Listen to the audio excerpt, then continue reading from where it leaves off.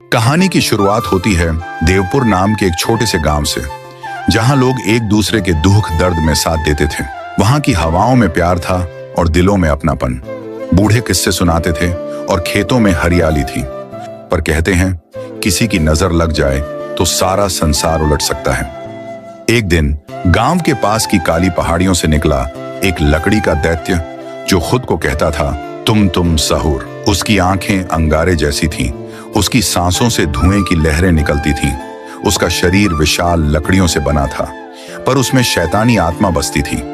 जैसे ही वह गांव में घुसा, धरती कांप उठी, घर जलने लगे, लोग चिल्लाते हुए इधर उधर भागने लगे। कोई कुछ नहीं कर पा रहा था। तुम सहूर ने गांव को मौत की वादियों में धकेल दिया। जब हर कोई डर से कांप रहा था, तभी एक नाम सबके दिल में चमकने लगा। रस्तार, एक साधारण सा युवक, पर अंदर से शेर। गांव के लिए वो भगवान जैसा था। पर तुम सहूर की ताकत कोई मामूली नहीं थी। रस्तार भी समझ गया था कि इस बार की लड़ाई आम नहीं, आर पार की होगी। रस्तार ने गांव छोड़ने का फैसला किया, नहीं डरकर बल्कि तैयार होकर लौटने के लिए। वह गया उस पहाड़ी की चोटी पर, जहां एक तपस्वी बाबा तपस्या में लीन थे।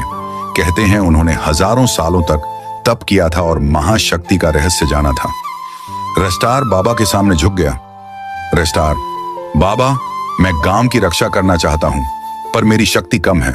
मुझे वो शक्ति चाहिए जो तुम सहूर को खत्म कर सके। बाबा की आंखों में आंसू आ गए।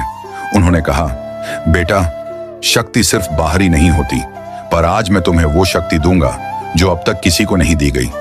लेकिन ध्यान रखना, इसका उपयोग सिर्फ और सिर्फ धर्म और रक्षार्थ करना है।